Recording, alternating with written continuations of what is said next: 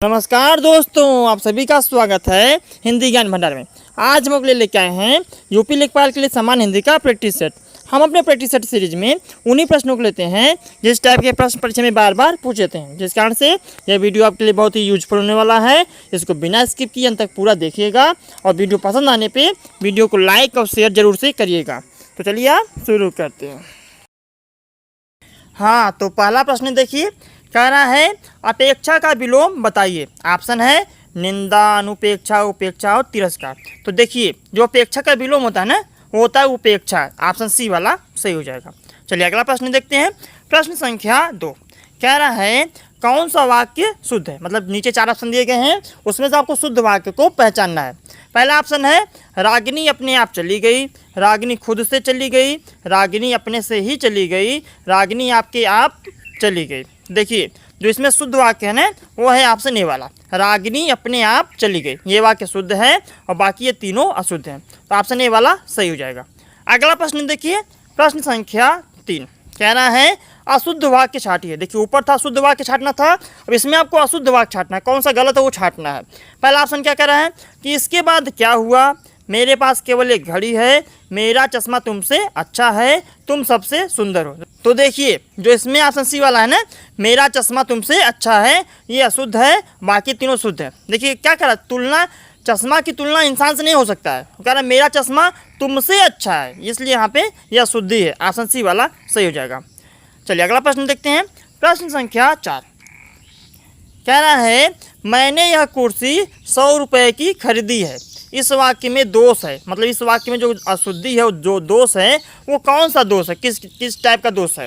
Option है विशेषण का है कि क्रिया का है कि प्रसर्ग का है कि क्रिया विशेषण का है। तो देखिए, जो यह वाक्य दिया गया है कि मैंने यह कुर्सी 100 रुपये की खरीदी है, इसमें प्रसर्ग का दोष है। ठीक है ना, ऑप्शन सी वाला सही हो जाएगा। यहाँ पे शुद्ध क्या हो जाएगा कि मैंने यह कुर्सी 100 रुपये में खरीदी है, ना कि ठीक है ना। तो इस टाइप की जितनी भी अशुद्धि होती है ना, उसको प्रसर्ग का अशुद्धि कहा जाता है। अगला प्रश्न देखिए, प्रश्न संख्या 5 कह रहा है जिजीविषा का अर्थ क्या है। ऑप्शन है आय का स्रोत, जीवित रहने की इच्छा, किसी से प्रेम करना, किसी से घृणा करना। तो देखिए, जो जिजीविषा का अर्थ होता है ना, वो होता है जीवित रहने की इच्छा। जीवित रहने की इच्छा को कहते हैं जिजीविषा। ऑप्शन बी वाला सही हो जाएगा। अगला प्रश्न देखिए, प्रश्न संख्या 6 कह रहा है अभ्यंतर का सही अर्थ है। मतलब अभ्यंतर का अर्थ क्या होता है। ऑप्शन है किसी वस्तु की आभा, किसी वस्तु का बाहरी भाग, किसी वस्तु का भीतरी भाग, किसी वस्तु से भिन्न। तो देखिए, अभ्यंतर का जो अर्थ होता है ना, वो होता है किसी वस्तु का भीतरी भाग। ऑप्शन सी वाला सही हो जाएगा। चलिए अगला प्रश्न देखते हैं। प्रश्न संख्या 7 कह रहा है व्यक्ति, वह व्यक्ति जिसे भूमि के आंतरिक तत्वों की जानकारी हो के लिए समुचित शब्द क्या होगा। ऑप्शन है वैज्ञानिक, ज्योतिषी, अनुसंधाता और भूगर्भ वेत्ता। तो देखिए, वह व्यक्ति जिसे भूमि के आंतरिक तत्वों की जानकारी हो ना, उसको कहते हैं भूगर्भ वेत्ता। ऑप्शन डी वाला सही हो जाएगा। अगला प्रश्न देखिए, प्रश्न संख्या 8 कह रहा किसी भी पक्ष का समर्थन नहीं करने वाला के लिए एक शब्द क्या होता है। ऑप्शन है निरापद, निसंग, तटस्थ और दत्तचित्त। तो देखिए, जो व्यक्ति किसी भी पक्ष का समर्थन न करे या जो किसी पक्ष का समर्थन नहीं करे, उसके लिए एक शब्द होता है तटस्थ। मतलब कि वो तटस्थ है, वो किसी के पक्ष में समर्थन नहीं करेगा। ऑप्शन सी वाला सही हो जाएगा।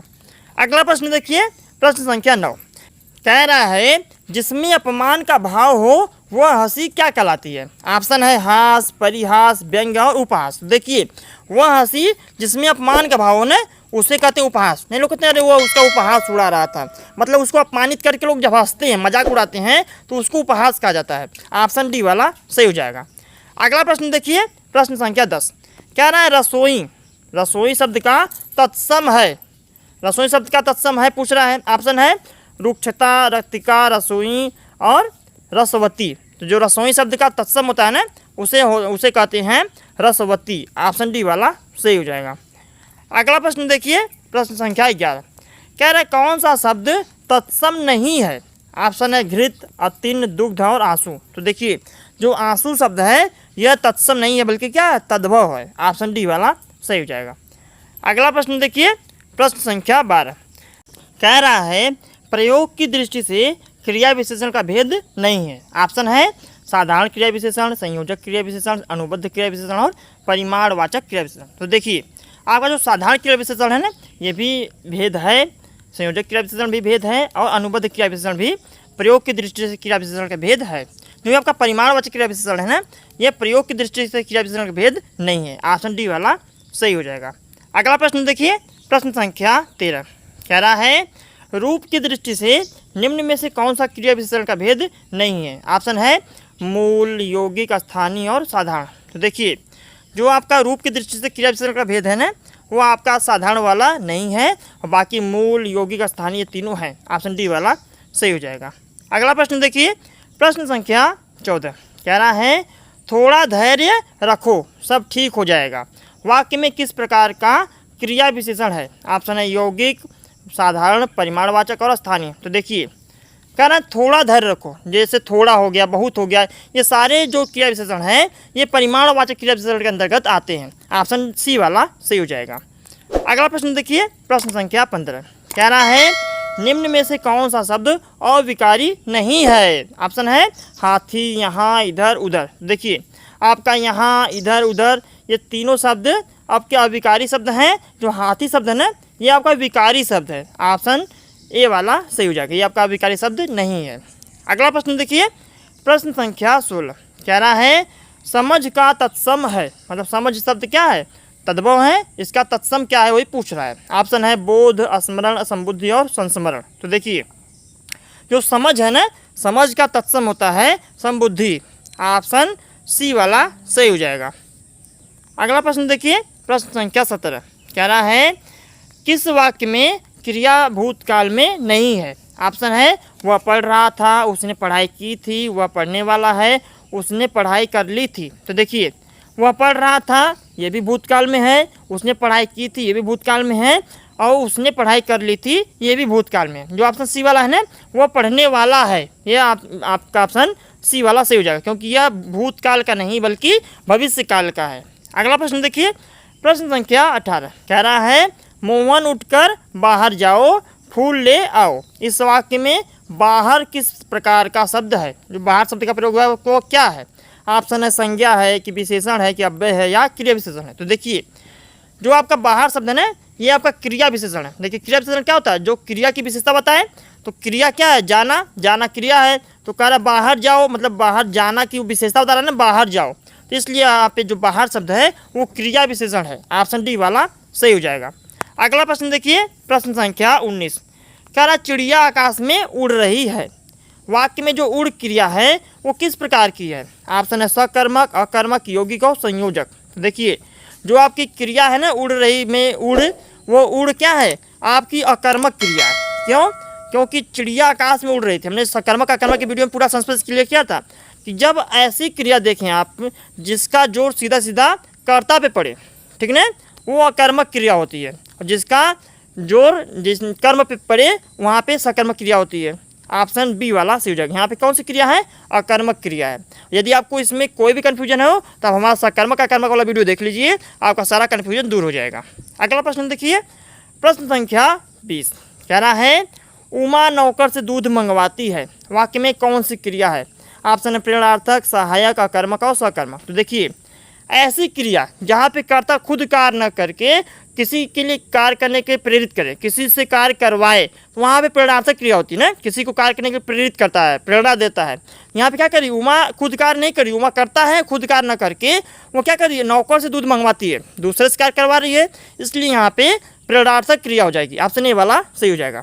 अगला प्रश्न देखिए, प्रश्न संख्या 21 कह रहा है तद्भव शब्द पहचानिए। ऑप्शन है गोमय, हरिद्रा, पर्यक और तीखा। तो देखिए जो आपका गोमय है, हरिद्रा है, पर्यक है, ये तीनों आपके क्या हैं, तत्सम शब्द हैं। जो आपका तीखा है ये आपका तद्भव शब्द है, जिसका तत्सम होता है तीक्ष्ण, ठीक ना। ऑप्शन डी वाला सही हो जाएगा।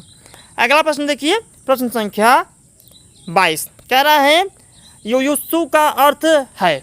ऑप्शन है युद्ध में अमर होने वाला, युद्ध की इच्छा रखने वाला, दूसरों को रुलाने वाला। तो देखिए युद्ध की इच्छा देखकर आपको कंफ्यूज कर रहा है। युयुत्सु का अर्थ होता है युद्ध की इच्छा रखने वाला, ठीक है ना। पूरा वाक्य रहेगा जब तब आप शुद्ध होगा। तो यहाँ पे ऑप्शन सी वाला सही हो जाएगा। युयुत्सु का अर्थ होता है युद्ध की इच्छा रखने वाला। अगला प्रश्न देखिए, प्रश्न संख्या 23 कह रहा है किस वाक्य में क्रिया वर्तमान काल में है। ऑप्शन है उसने फल खा लिए थे, मोहन जा रहा है, तुम कल आने वाले थे, मैं पटना जाऊंगा। तो देखिए जो आपका ऑप्शन बी वाला है ना, मोहन जा रहा है, ये वर्तमान काल की क्रिया है। ऑप्शन बी वाला सही हो जाएगा। अगला प्रश्न देखिए, प्रश्न संख्या 24 कह रहा है पति या पत्नी के पिता का घर क्या कहलाता है। ऑप्शन है ननिहाल, ससुराल, पितागृह और स्वगृह। तो देखिए पति हो या पत्नी हो, उसके पिता का घर होता है ना, उसको ससुराल कहते हैं। ऑप्शन बी वाला सही हो जाएगा। अगला प्रश्न देखिए, प्रश्न संख्या 25 कह रहा है सुल्ताना शब्द का विपरीतार्थक शब्द चुनिए। मतलब सुल्ताना का आपको विलोम शब्द बताना है।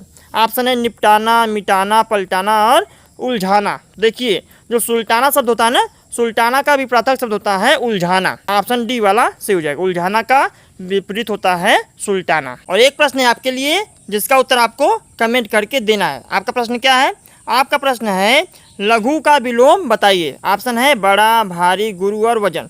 जिसका उत्तर सही होगा उसके कमेंट को हम पिन कर देंगे, सभी लोग देख सकते हैं। तो हमें उम्मीद है कि आपको वीडियो अच्छा लगा होगा।